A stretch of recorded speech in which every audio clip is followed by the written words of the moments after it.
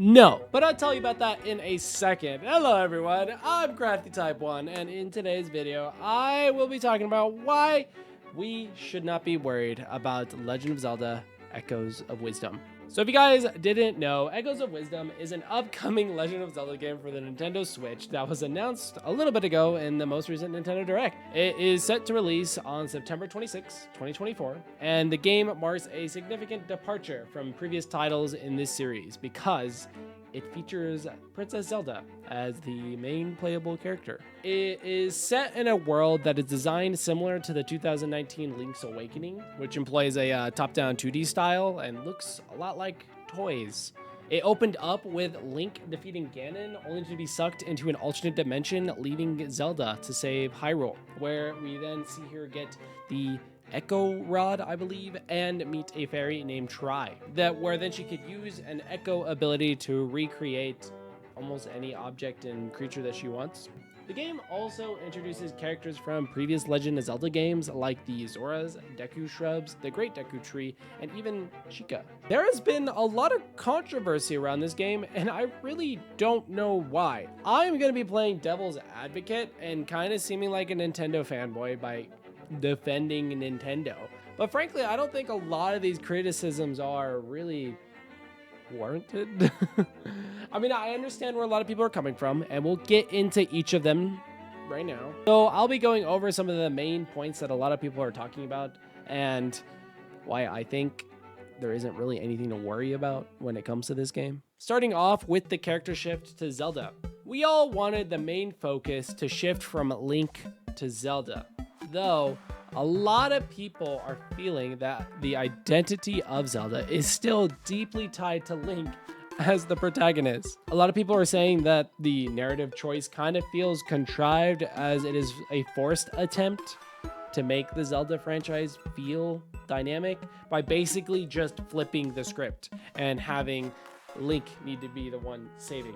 And I understand where people are coming from, but a lot of people are just basing this off of the reveal trailer that we saw, which is fine. I don't want to be too mean to the people that think like this because they're valid in their criticisms, but I truly do think that this does not matter right now. This is one of the first Legend of Zelda games where we get to play as Zelda. And of course, Nintendo was going to be taking it super safe on it. This then extends to the box art / key art, where in it, Zelda is the smallest character in it, but still in the main focus of the box art, where Link and Ganon are frankly bigger than her, which is true. I mean, I get it. We all really don't want this to be a Let's Save Link story, but we just saw one teaser trailer, and I think a lot of people are jumping the gun when they say like, oh, this story is literally just flipping the script. There's also a possibility for them to make this a little interesting,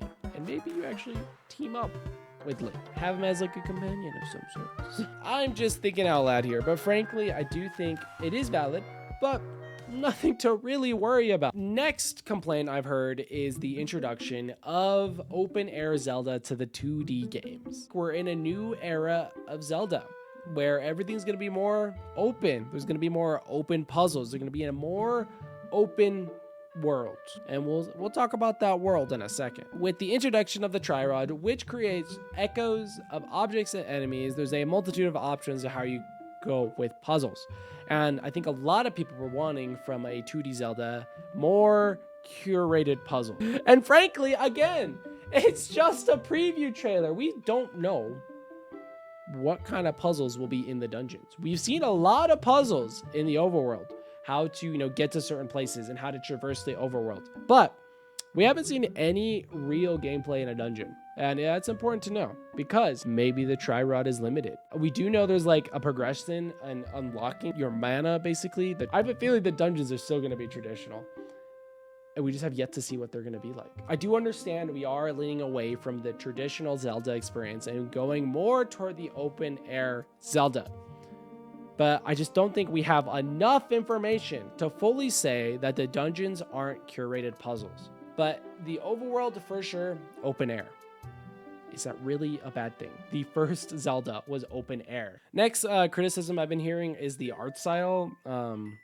because it's basically a rip of the 2019 Link's Awakening art style, which is a good art style to begin with. I don't know, this might just be my small brain, but truly I think the Link's Awakening was a proven formula that can be repeated. To the people that don't like it, I don't have much to say, but I don't see it continuing past this game. Just because the Switch is at the end of the life cycle, they were probably low on resources, but still wanted to make a Zelda game for the year. So best course of action was to reuse assets. For the Switch 2, they're gonna go all out.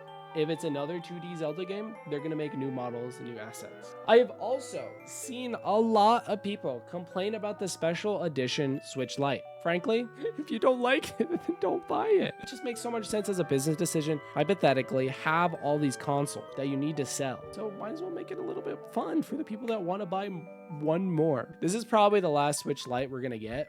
And it's probably one of the best designed Switch Lites we've seen in a while. This is clearly a business tactic, and if you want to call it a cash grab, because it technically is, that's okay. But if you don't like it, don't buy it. I'm sorry if it's sounding a little mean in this video. I'm just gonna be straight to the point and forward. I don't want to sugarcoat anything. I'm just saying my opinions in this video, okay? But lastly, the one critique I've heard a lot about is the perceived laziness that's coming from the Zelda team. A lot of people are arguing that the reuse of the assets from Link's Awakening and the maybe reuse of the overworld from A Link to the Past is a perceived shortcut that undermines the potential for a new exploration and discovery. And Zelda, the franchise, is built upon three things: combat, exploration, and puzzles. And a lot of people are arguing if you're going to reuse the same world from A Link to the Past, there isn't going to be that sense of discovery. This is not A Link to the Past. There have been clips that we've seen in the preview trailer that are nowhere to be found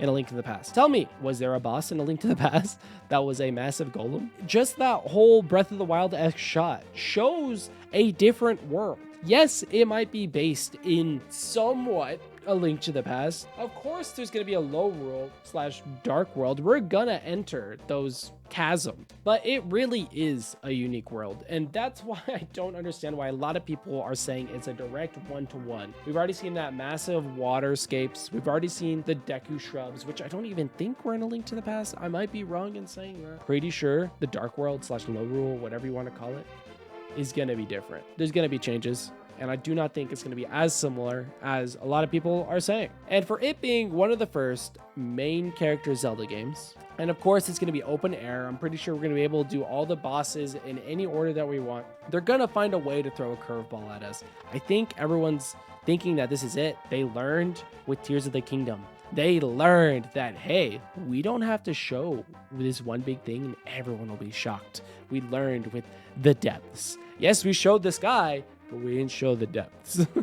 And yes, we showed that Zelda is playable, but we didn't show that Link will actually be alongside her or something along those sorts. I think people are a little too quick to judge, but that is just my opinion.